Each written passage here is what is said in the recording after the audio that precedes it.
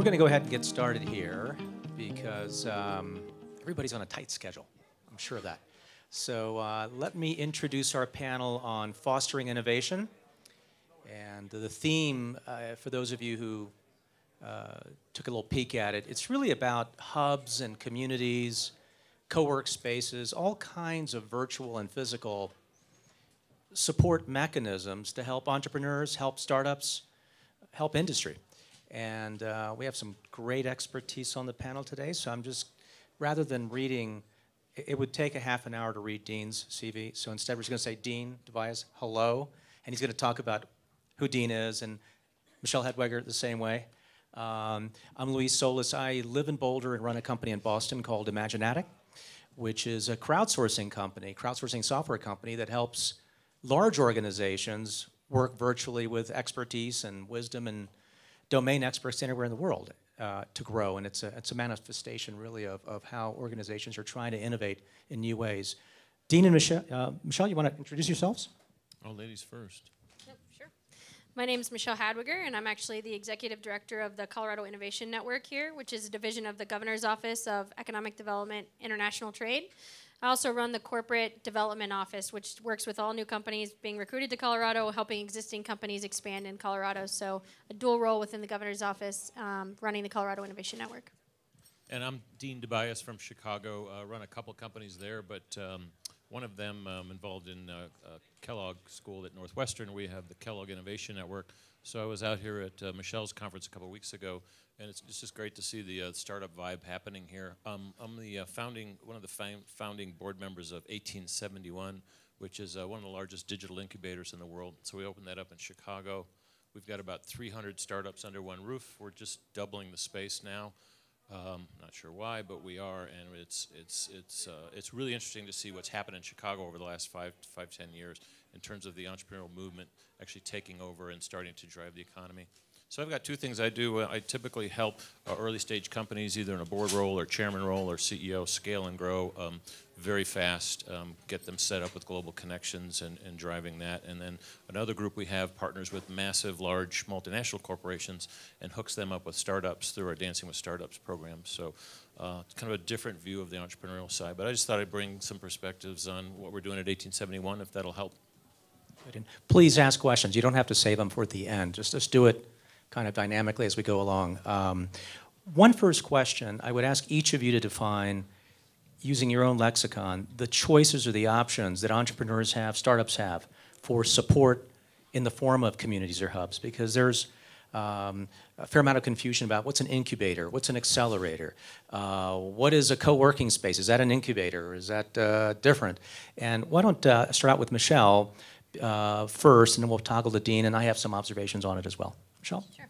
Well, our network is interesting in the fact that it's actually a true startup within government. It's all privately funded, but it's a startup organization within government intended not to compete with the private market at all, but intended to have natural collisions where entrepreneurs, federal laboratories, universities, private sector companies, and government can all have a place to convene, voice their opinions about what's happening globally, what are the trends, what are upcoming opportunities happening, and how do we leverage what's going on in all of those separate silos of industry, government, and entrepreneurial networks and bring those things together so that we can scale faster and get product to market more quickly. So what we're doing is we're trying to help people almost triage out to other organizations that have, you know, if someone has an issue with access to capital, we don't create a capital program. We help identify what programs and what different parts of capital they touch, and then help that company connect with either a person, a virtual network, an incubator that helps support their interest in capital specifically. So I would say what we do is we convene. We are a true network. We try and help connect people to the right resources and the right opportunities. Again, government shouldn't be competing with the private sector, nor are we trying to, but trying to elevate what the private sector is doing and help create more meaningful, powerful leverage points. Of course, a startup inside the government is pretty impressive enough. So I'm involved in a lot of incubators and accelerators around the world. I think that was one question. So my definition is incubators are anybody can show up, go through the vetting process, but they're going to be there for a while to help get their company started. So in Chicago, that's got a lot of guys out of the basement and I think saved their marriages when we first opened up 1871, and then we got a little better at vetting what kind of technology companies should be under there. under that umbrella. We also have an accelerator inside 1871, Techstars, which many of you are familiar with. It used to be called another group in Chicago. So that accelerator typically is a program. So you probably already have a group of founders that have got an idea and a business plan put together, and you go through their acceleration program, which tends to be 3 to 6 months type of a thing, and it gives you an extra kick and a boost. So some are private, Techstars, where they take equity. Some are very civic. So the 1871 incubator, named after the Great Chicago Fire. It's a long story, I'll tell you sometime, but it is basically a civic group. So it's a 501c3. We don't take equity. Obviously, there's rental charges, but it's not really a real estate play. It was designed to drive the economy in Chicago, and the resources we bring to bear there, besides all the things you don't normally want to have as an entrepreneur, which is access to capital, mentors that are actually relevant for you. You got to be careful of the wrong types of mentors advising you. A very cautious tale there. Universities, government, all types of ecosystems that come there in Chicago that are actually housed there. Some of them actually fund it because it's a big expense, this place. But the biggest thing we do in Chicago from a civic pride point of view is guys like me help these startups connect with major corporations. Anybody want to guess why? To get an order, to get some revenue, to get the company going. And we find that basically makes it, it improves, it does not fix, but it improves the likelihood that they might not go out of business. Whenever the governor and the mayor show up and do press conferences there, which is pretty much every other week, I always remind them, be careful who you put your arm around, because that company might not be here in a few months. If you go with a natural ecosystem, only 10% of them should make it. So I feel that some incubators actually are artificially prop up some startups. So we often find 2 startups that are in a similar space and blend them together. We try to alter the not like we have a time machine and we can go see what's going to happen and come back and change it, but we try to just improve their chances of success, but trying to fix it is something I don't think anyone should do. So to your point, the government shouldn't, there's only so many things that we should be doing. Yeah, how many of you here are entrepreneurs? Raise your hand. Running a startup of some kind. I think one of the distinctions I would make is to think hard about what resources do you need to build your business, and realize that every one of these options, whether it's Techstars, whether it's sitting at Galvanize, whether it's participating in a virtual community such as your security, national security and security technology business, Dean, that you'll talk about, any one of these is only proper for you if that's going to bring the mentoring, resources, technology, knowledge you need to succeed. It isn't a one-size-fits-all. And in fact, one of the developments that I see happening with some of the organizations I work with is almost private Kickstarter kind of ideas where a corporation will say, I'll just go ahead and host, I don't need Techstars and I don't need Galvanize. I'm going to put 10 startups in my business.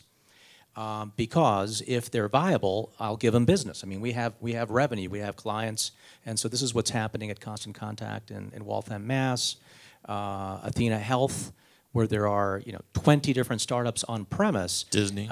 Disney, but Disney was also in partnership with Techstars, and this is companies doing it without anybody else involved, literally hiring up the people to do it with them. Now, they may not succeed also, but I think it goes to the point that if you had a healthcare startup, a digital healthcare startup, or an app that you're doing, what are your odds of getting revenue sitting at Athena Health? Probably pretty good versus in a generic horizontal accelerator. So that's just one thought.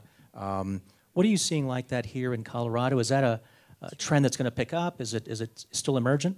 Well, as the director of corporate development, we also see a lot of large companies and what the trends are for companies moving into Colorado and what the trend it will be 10 years from now. So what we're trying to get companies to do is actually look beyond their industry and look at adjacencies. So not where your industry is today. So don't partner with a bioscience company if you're a bioscience company. Partner with an aerospace company if you're going to need to test your product in space. So we're actually looking to help drive more meaningful connections with adjacent industries and other horizontals that cross many verticals. So that way you don't box yourself into a specific industry, specific partnerships, specific relationships, but that you're able to leverage that on a much larger scale and kind of go where the globe goes. Globalization's happening quickly and markets are shifting and markets are changing, and so the more diversification you have within your ability to adapt, I think the better and more profitable your product or project may be.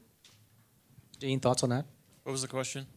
Just in particular, corporates, and it might be like Exelon and others, taking a more active hand in sponsoring startups on their own without necessarily some of the traditional hubs. It's a dicey thing. We have a Dancing with Startups program mainly because it's a very uncomfortable dance. So we kind of make fun of elephants and mice dancing together. It's ugly. So I typically recommend that they have some type of an advisor, and you don't have to go out and get tech stars. You don't have to, but for corporations, there's many models that they can go about. One is just actually creating a more entrepreneurial culture inside your company, hiring guys like Luis to come in and actually drive that. The other one is kind of separating from the mothership, my favorite. Start a different group and put them outside of the corporate office.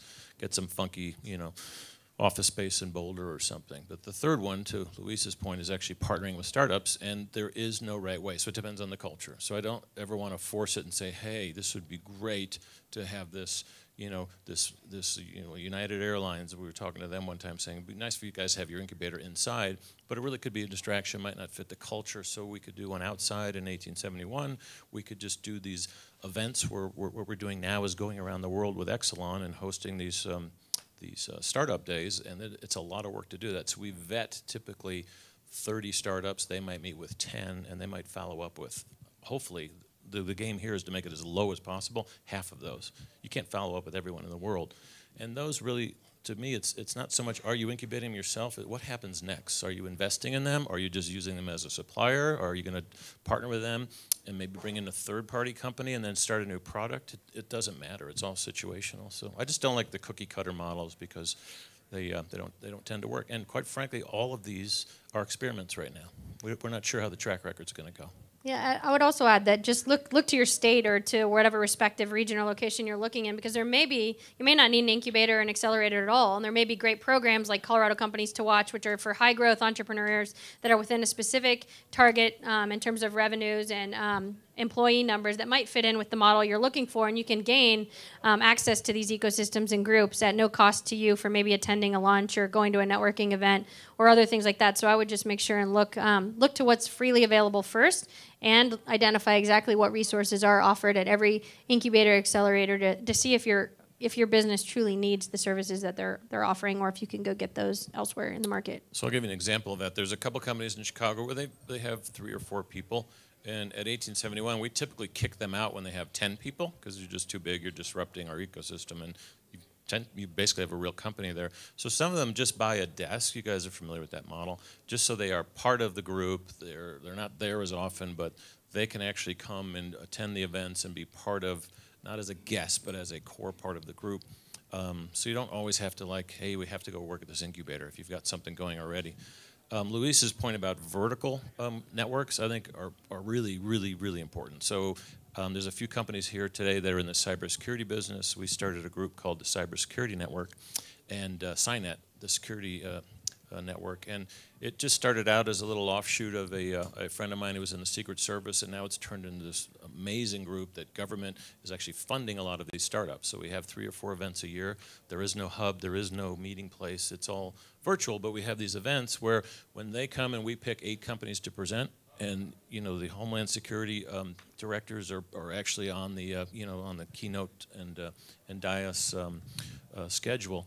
Everybody comes, including the infrastructure that's needed. The people want to buy the products, people don't want to fund it. The government itself, DHS, Department of Homeland Security, has funded almost $200 million worth of startup funding with these companies. That's over 5 years, but that's your money, by the way. It's our tax money.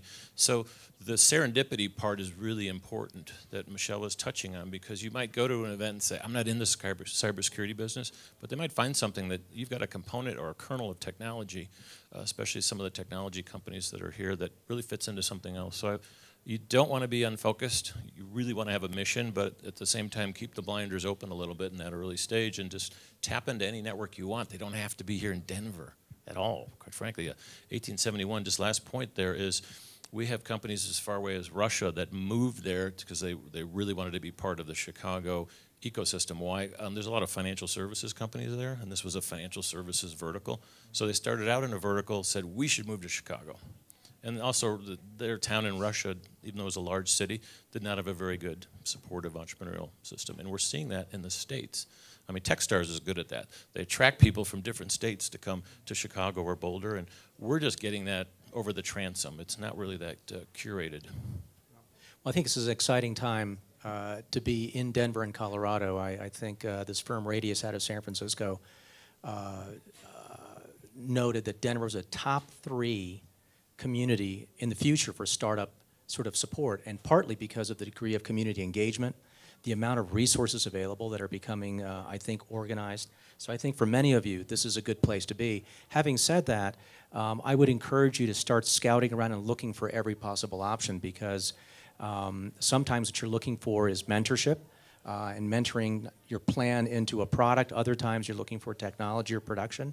Obviously, money is one of the elements that's going to keep your business alive, but also the networks that are available in Boulder, that are available in Denver, are somewhat different. So you may have to shift your business from one town to the other, depending on what you need. We have one question here, which is great.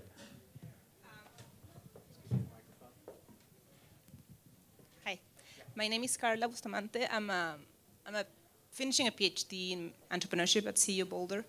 And I'm from Chile, and I'm helping the Chilean government try to foster an entrepreneurial ecosystem for Chile and create, position Chile as a hub of entrepreneurship and innovation for Latin America. It's a big challenge. And, but they have not committed to any particular vertical, as you were talking about verticals, because they don't know if that's the right thing to do. So I wonder about Coin and you in Chicago.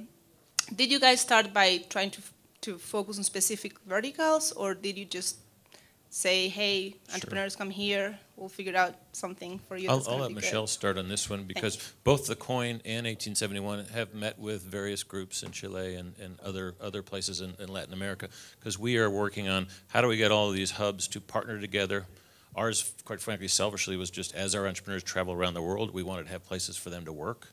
But I think this is a good one for you to kick off. Sure. Yeah, the Colorado Innovation Network actually hosted Startup Chile at our conference a couple weeks ago, where the Chilean government talked about trying to get their innovation ecosystem, and they got to meet some great stories from innovation hubs. But I think primarily we're trying to promote what's going on globally across all 14. We have 14 key industries here in Colorado, because we aren't just focused on Denver. We're actually focused on creating an ecosystem that supports all of Colorado. Tourism and outdoor rec is huge on the western slope, and a lot of these small entrepreneurial companies can partner with Utah as a region and other locations to manufacture and create this great ecosystem of tourism and outdoor rec products. We had a great acquisition that happened from Durango, Colorado with Mercury Payment Systems, multi-million-dollar, hundreds of $1 million acquisition happening in a small mountain town in Colorado. So what we're really trying to do is promote that innovation is transcendent. It can happen within all industries, all companies, all business models. We don't have a specific focus for innovation,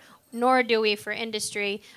We believe that at the core, it comes down to talent and talent pools and workforce. And once you have talent and some of those other horizontals that cross over multiple industries, then you can build whatever type of industry network capacity you want. So we actually take the look at the human capital side, really focus on that. We have a state of innovation report that benchmarks Colorado against 8 peer markets in talent, entrepreneurship, ideas, and capital. So you can take a look at the state of innovation report, and it'll benchmark us against 8 peer markets, for which Colorado competes most often, and it'll give you kind of where we're positioned at in the market compared to those other markets. It doesn't pit us against other global markets, because it's not an apples to apples or apples to orange kind of discussion. But I would say that we don't pick industries because we don't want to pick winners and losers. We have no idea where the economy is going to head. So our story is a little different. The 1871 opened up 2 years ago, but the group that really runs it, the Chicago Entrepreneurial Center, we've been around for over a decade, like 2000, I think we started it. And we didn't have a filter of, we're very agnostic on the industries. So we found out something 10 years later, like A, that was a bad idea. B, we weren't really making an impact on our economy. It's like, yeah, you want to start a restaurant, great, we'll go over here. But, so we made a decision a few years ago without funding, which was our main issue to get over. We said we need to pick something, and we need to have a physical center. Otherwise, we'll never move the needle. we had no idea how much we actually moved the needle. It's amazing what it's done to Chicago. So we didn't really pick a vertical. We said we were only doing digital startups because we were doing everything before then. And that was not a very popular decision in Chicago. They don't know digital guys like us that well. This is a while ago. So we said, opening a center, and it's only going to be digital. So that really helped, and probably had 1,000 applications very quickly because people said, finally. So that was a good decision. The governor backed it, gave us about $1 million, $2 million for the initial grant, and then it was really private. It's all private money that's built this thing. It's a huge budget. So what we've learned since then is we need to get more focus. So we've just announced we are doing a medical incubator called Matter, right next door on the same floor. We're doing one for fintech. I hate that word, but it's financial services technology.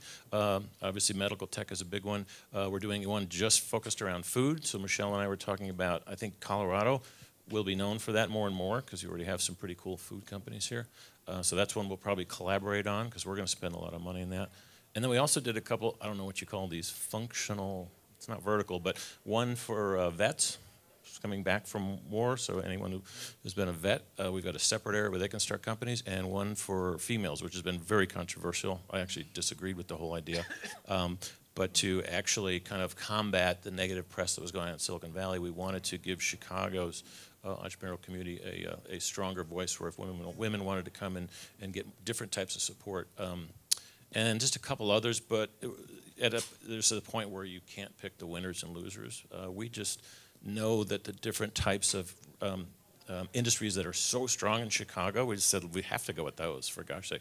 So the last one they're building, separate from us, is a manufacturing-oriented one, and it's got some major federal funding, over $100 million from the current administration. So that'll probably open in January. That's going to make another impact. Great question. So other questions, please keep them coming. I want to shift gears a little bit. A lot of the support around hubs and communities talks to the first team, the startup, the first time the group's doing this. They're a team or a few people looking for resources and support. What about the second and third time entrepreneur? Has had a success or two, doesn't necessarily need that exact type of configuration arrangement, probably won't sit at a co-working space necessarily. What's the recommendation there? What are some of the resources in Colorado or in Chicago that folks need to know about? And maybe, Michelle, you go first. Well, recently, the most recent is the Blackstone Entrepreneurial Network. They focus on that scale up kind of stage for companies. So the Blackstone Entrepreneurial Network just received a $4 million, I don't know if it's not really, I think it's a grant. They don't actually have to pay it back. So a $4 million fund that they're offering this mentorship to companies that are looking to kind of scale up and move to the next stage. I'm sure there are a number of other opportunities in Colorado, and I'd hate to start listing some and leave them out. Blackstone is the most recent.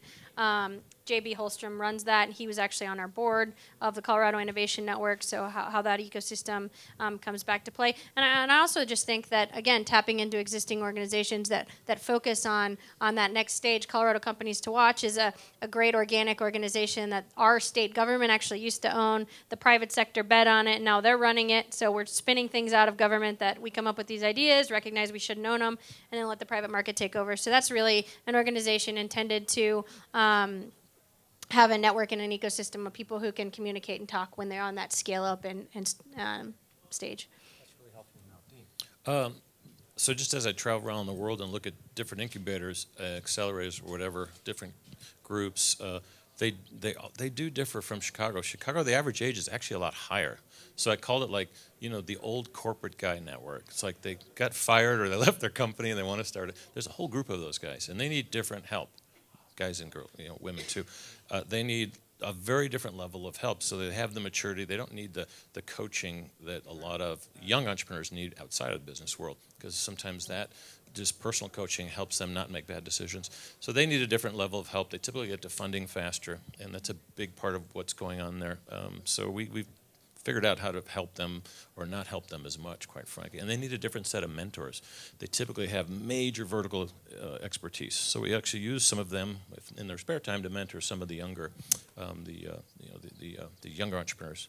So we found that to be interesting. The other thing about Chicago that I've noticed different from other companies is there's a bunch of companies, let's just call them mid-caps. They're not massive companies, but let's call them 20 to 100 million, who, because the entrepreneurial ecosystem is kind of rippled through the Midwest up to places like Minneapolis and just not so much from us, but just, there's too many incubators opening now, something we should probably touch on. What we found is a lot of these companies want to do spin-offs and startups, and they just feel, I don't know why, just socially it's more acceptable, risk capital is more acceptable. There's more guys like you that they could say, hey, you could run this for me, and I already own a $50 million company. So there's a 3D printing company out of Rockford that's doing very well. It's doing an offshoot like that. So I found that as an interesting set of events that I don't see in other regions as well. And maybe it's just because we've always had some pent-up assets. So releasing these corporate assets is not really the role of these incubators and accelerators, but I think there's a market for it. Just thinking out loud here, perhaps I should shut up about it. Keep it a secret maybe, but it's interesting to watch. Well, in our office on that note has Companion. As the Office of Economic Development, International Trade, we have Companion programs that do work to help facilitate that next stage of growth. We do focus on the advanced industries, the 7 sectors which do provide the most intense use of STEM-related workforce skills, and research and development monies being funneled into those 7 advanced industries. We do have programs for proof of concept, infrastructure, and kind of scalability for retention and growth of companies that we would direct kind of an entrepreneur that is a little more sophisticated, not in that true startup. Obviously, the proof of concept grants are small, and they do address that true startup community, but we are looking to address those through Companion programs throughout our office. And I love that, because that, to me, that takes away the emphasis on a physical location. Sometimes I think is too much. So if someone really wants to start an ice cream company, if I was here, I'd hook them up with the founders of Celestial Teas or something. So we're doing a lot more of that, especially in Chicago, because you can find an expert on any industry. It's so diverse. It doesn't get recessions that much, mainly because every vertical is there. So, yeah. Let's talk a little bit about the possible bubble. Was there a question here? Please. We want questions first. She's got a microphone. Very organized. There you go. I got a hint. Hi, I sit on the steering committee for Denver Shared Spaces, which is a hugely innovative collaboration between Denver and a nonprofit called Urban Land Conservancy. And primarily, it's working in the nonprofit shared spaces sector. And there's been a lot of conversation, I guess, around how they are not being taken as seriously by the incubators or accelerators that Galvanize sort of gets more credit than the nonprofit incubators and incubators that are happening around town.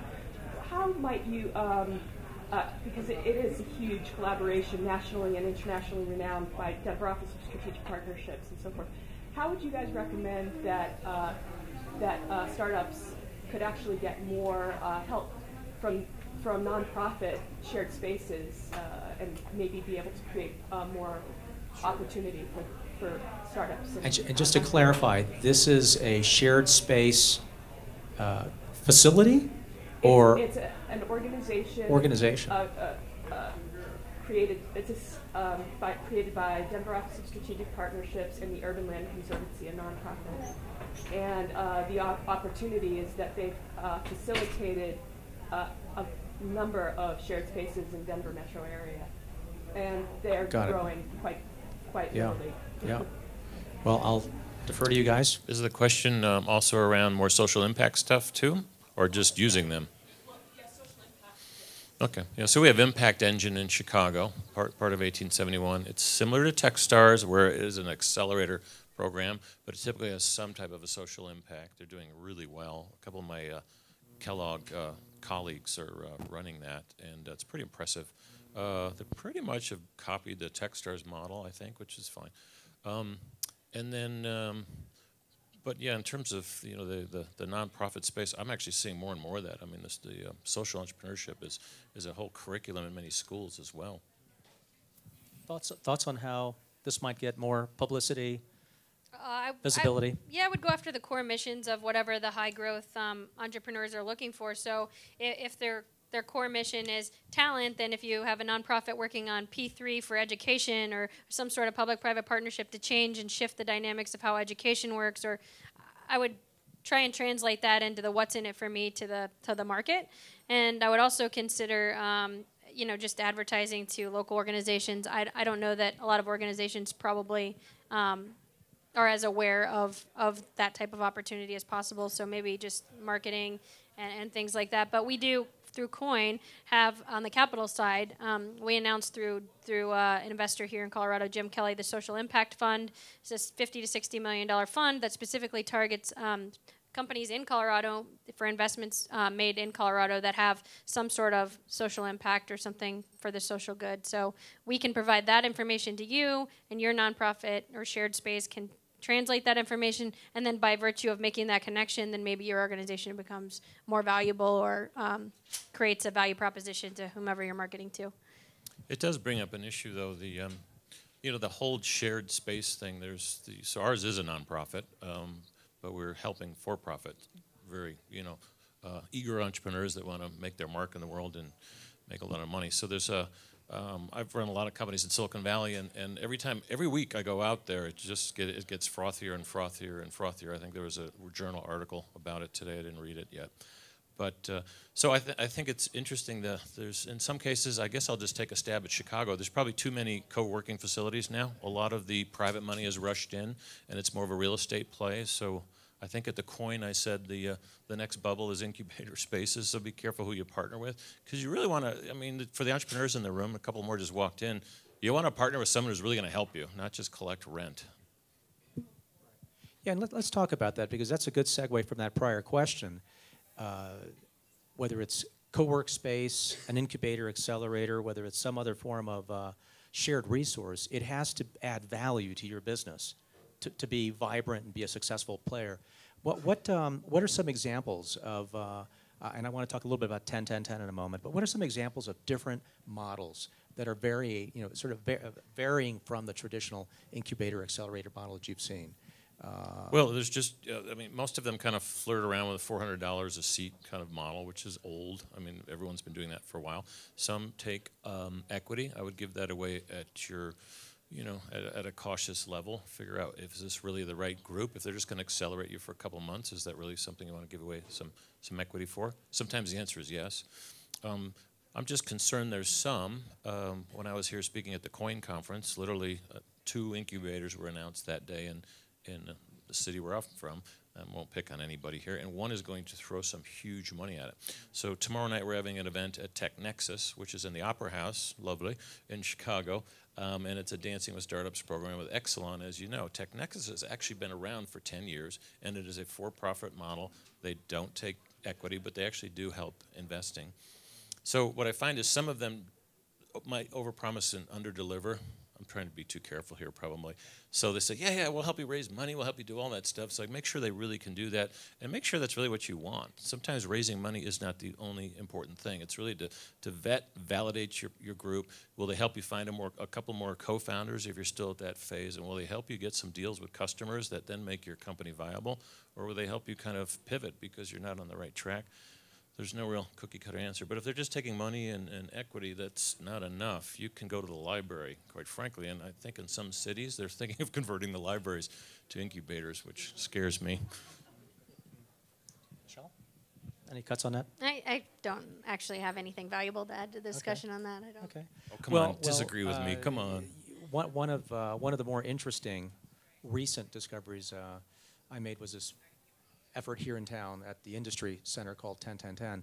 And I think it really is trying to turn the entire incubator accelerator model on its head and saying, instead of teams come looking for space and mentorship and money, if they're successful with different stage gates, why don't we pick some big themes to go after and have some CEOs mash up against those themes? And let's, instead of looking for teams, let's go create new businesses out of really important issues that might be matched with great talent. And I think if you do that right, if you pick the themes right, and if you attract the right CEO candidates, many of whom have been successful 2 and 3 and 4 times, the funding will resolve itself, believe me. I don't think the funding will be the issue. It's, I think, starting with the problem first, instead of having a product or a team and then looking for a ripe opportunity. So I think this is an outcome, really, of studying what's not been working with some of the other models, and I think that's what we're going to be seeing, is some fresh ways to do this. And Coin partners with Mashups. We have an energy and technology mashup coming up shortly. We do the switch pitch. We sponsor some of those and things like that. But I would also just say, it is really important for and I think Brad Feld actually said this at the Coin conference when someone comes up to you and says, you know, I've been to 200 investors and I can't get funding. He says, well, maybe you just have a bad idea. So I actually can't overstate that enough. And as government, we can't have a role in saying, this isn't a good idea. We can say our programs don't necessarily work for you. Here's someone who may have programs. But I do think for the incubators and those type of spaces and those type of switch pitch and mashups, it's really important for the entrepreneur and the incubator to have enough respect for the company to say, that's actually not a good, like, kill a bad project early. That's a terrible idea. Rethink your business model and come back to us once you've done the following things. I don't know if there's enough education on that side from the incubator because there's no vested interest in them to kick you out without offering certain services. So I think sometimes just being mindful of saying, that's actually not going to work based on my experience in the market, and just kind of killing a bad project early, fail often model. I actually like it. I like your idea. I'm going to go visit it next time I'm here. I think that's a great thing for Colorado because you've got limited amount of verticals and big corporations. How many Fortune companies? 12? 11. 11. She'll make it 12 soon, hopefully. And so actually, I think government does have a role in kind of curating, hey, we're good in the mining industry. We're good in this. Does that mean we should do more of that? No, we need to do this one. So I think it helps, but forcing that whole entrepreneurial curation, somebody has to do the work eventually. That part, you're going to have operational issues, but I love the strategy of that, of actually bringing that together. And it's like this, program we're doing with Exelon. Most of the companies that want to pitch to them are doing energy-related stuff, and I said, oh, well, we're not just interested in energy. They're an energy company, and if any of you do have companies you want to pitch to them, please let me know. But it's like, how do you kind of curate things outside of the edges? So it's a classic innovation argument, which you're very astute on, which is, do we want to go to that disruptive box that this region, this company, this country, this sector, this city isn't good at yet? And so in Chicago, they're picking them. There's a reason we're opening up a whatever maker manufacturing type of hub. I don't even know what it's going to be, quite frankly. That is one thing where they could lose over the next 10 years, and they don't want to lose that edge. For both Colorado and Chicago or Illinois, what's the significance of partnerships with Israel, with other countries? How does that benefit an entrepreneur or startup in this community? What should they be aware of?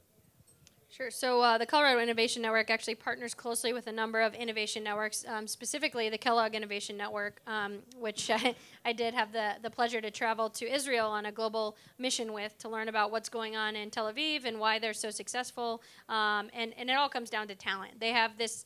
They didn't have anything, so they created it, and they're a culture built on talent and a culture built on not only multi-million-dollar IPOs, but they're quick to exit billion-dollar IPOs. And so their model, they do about 10 announcements a week, whereas I think we could do a little bit better job at getting companies to that scale more quickly. But what we're learning is just that the ecosystem's extremely valuable. They recognize they don't have a market. They have to export all their technology all over the world.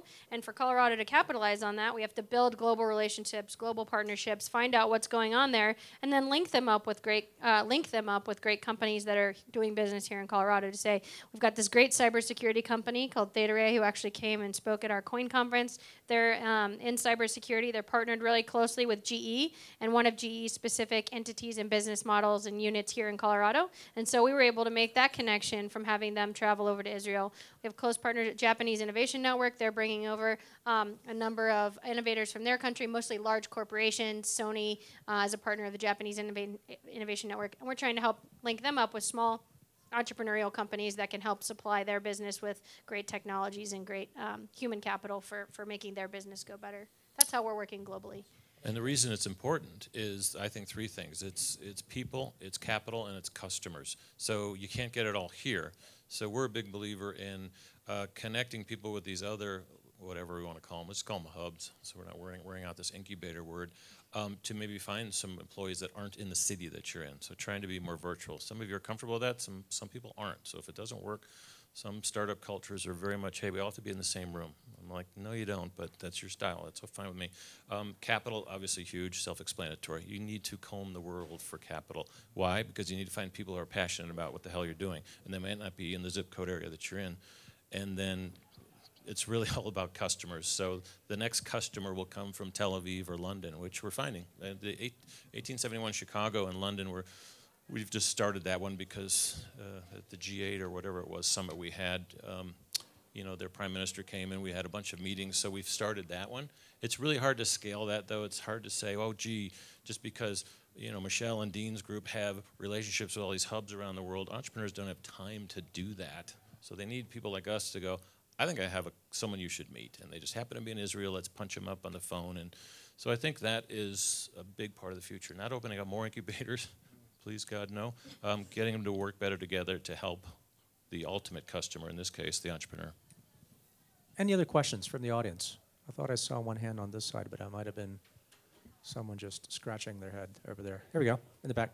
I'll throw something in there. That IPO rate that you were talking about, isn't that creating a bubble in and of itself? I mean, are those truly vetted enough and developed enough to warrant that kind of release rate? Yeah, I'm not an investor, so I can't directly answer that question. But what I can say is someone is seeing value in the company and creating a valuation at that level. What I will say is they're primarily valuing the human capital side, the talent, what's being produced there. So the interesting dynamic between what's happening in Tel Aviv that does not happen here, which I'd love to mimic, is companies through M&A activity in Colorado. If a large bio company, pharma specifically, acquires a pharma company that happens to exist in Colorado, they're going to take them to the East Coast, Massachusetts, do all their R&D, or Boston specifically, or somewhere like that. In Tel Aviv, quite the opposite is happening. So Microsoft and Covidien and Medtronic and all these large U.S. corporations are actually setting up their R&D centers in Tel Aviv, which is unheard of for U.S. companies to set up R&D in another location. So I would actually say the valuation is actually on the human capital side, which is why they don't leave that location, and then they export all of their talent and ideas to our market. So I would say the valuation's there. There's somebody doing the numbers on it, but I'm not. But it's not about IPOs. That's really not the point. It's about scale. So the Israelis are just, their military training kind of helps them scale faster. They're a little more. I guess I'll just use the word smart. But we've done that in Chicago. It's like we've forced roll-ups of different companies. Grubhub combined with an East Coast company that helped them go public.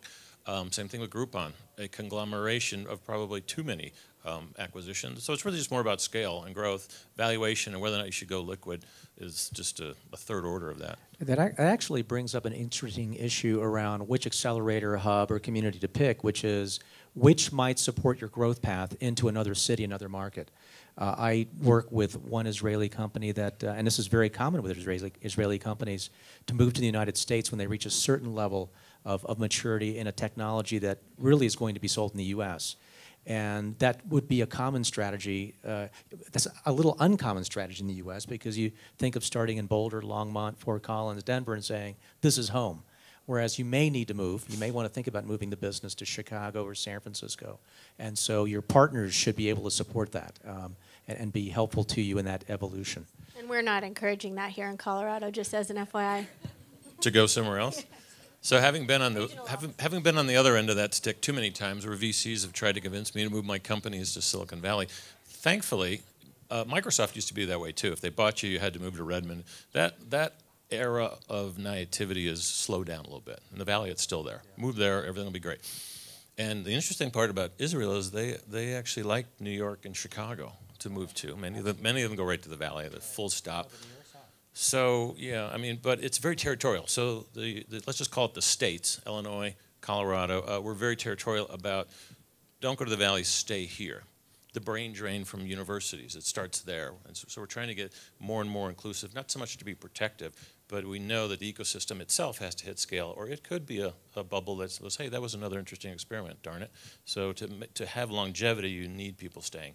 Why? Because they invest and they reinvest and they're back. And you're seeing this happen in Boston now. A lot of people made money and they didn't keep it going. It's kind of old news now, where they could have still been growing. Sure. And our strategy really is to have companies expand here so that there's true net new job growth for the economy, is to not have new companies like move from Chicago to Colorado, but to have an expansion of an existing entity actually occur here so that there is true net new job growth. Question in the back. Microphone here, or can we? Oh, I got to take it out. I think you answered my question that, in an entrepreneurial startup, we are new here in Denver, and there's certainly this sort of attraction to being hyper-local, the attraction to joining the community vibe and all the work that's being done in this space. So wanting to contribute and network and be a part of that, but also trying to be savvy enough to be networking like we are on the East Coast or in Tel Aviv. So I'd love to just hear you talk a tiny bit more about how you recommend entrepreneurs do that fine dance. That obviously if you weren't in Chicago doing what you're doing, it probably wouldn't be as robust as it is. And if you're not doing what you're doing in Denver, you know, everything would just scatter to the wind. So how do you walk that tightrope of creating a hyper-local community identification, but also keeping your company nimble enough to grow where it needs to grow? Well, one comment I want to make is at the risk of offending my invitation on the panel, that is one advantage of being in a network with Y Combinators or Techstars. Because, for example, when you're in 14 different locations, you are essentially tapping into a network of innovators, entrepreneurs, investors, mentors in possibly other cities. And you know, there's a variety of views on the complete model, the private labeled accelerator model. But I think whether it's a VC firm or a community hub that has multiple locations, that is one of the things you can get out of it, that it maybe just accelerates or amplifies your own resource network. And we'd love to have coin in Chicago. So the Colorado Innovation Network would love to go to Chicago and Silicon Valley. So I'd be happy to be there. I think technically you're part of the Kellogg Innovation Network anyways. Hickenlooper comes and speaks every year, it seems like. But your question is more from an entrepreneur. How the hell do I spread my time? It's hard. There's no good answer here. So you just happen to be located here. It doesn't, and the opportunities could be somewhere else, and sometimes they're just luck. You just meet somebody like Michelle, and boom, you're just walking by, and it's very tough. You've got to, I just think personally, as a CEO kind of guy, you just have to carve out time like once a month where I'm just going to focus on what else should we be doing, and what does that mean from a location point of view, and who are the 5 people that Luis can connect me with. It is hand-to-hand combat, I think. But the networks can help a little bit. At least you can get the list of all their companies. Yeah, I would also say that we have a number of, we have key industry networks for all of our industries that have associations that lead specific groups. So joining in those key industry network groups, or Colorado Technology Association, which is partnering in this event, or Colorado Bioscience Association, a number of organizations that can help provide some of those in-house networking opportunities. We also try and keep our website with relevant events updated at coloradoinnovationnetwork.com, as well as the Advancing Colorado website for OEdit. Well, listen, we're at 6 minutes of. So any last thoughts, trends, foresights of the hub community trend, Dean and Michelle? Go ahead, Dean. It's all entrepreneurs that are left in the room. It's all about you. It's not about the hubs. So don't forget that. And come to Chicago. And if anybody wants to present their company to Exelon, let me know. We'll be coming out here soon. For those of you who don't know the name Exelon, who knows that name here? It's the largest utility in the United States. It happens to be in Chicago, and it's vast and has quite a diverse operation. So it's going to be a fun thing you're going to be doing here in the coming few months. I think they invented electricity or something. I don't know. Something like that. Michelle, thoughts? I would just say that if you're looking for a specific resource, a specific connection point, a point of entry to a company, a contact, reach out to our office, and we'd happily figure out a way to connect you to the right people, the right entity, a place that you can get to where you're looking for. Last questions? Anything else? I think Dean and Michelle will be here for a few more minutes if you want to have a private conversation. Thank you very much.